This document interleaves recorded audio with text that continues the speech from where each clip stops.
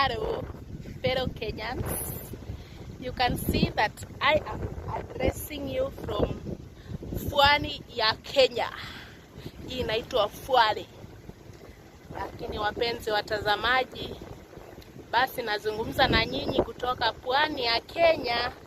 Waona hapa nipo ufuoni. Wale ambao hamjui ufuo ni nini, ni the shore of the ocean, of the Indian Ocean. Wale ambao hamjielewi Kiswahili sanifu, yani namaanisha nipo ufuoni. Naona vile najimaisi kamwili kamenona, si nyinyi wenyewe mnaona. Rani nayo sina. So yale pale anapiga pale anaitwa waves kwa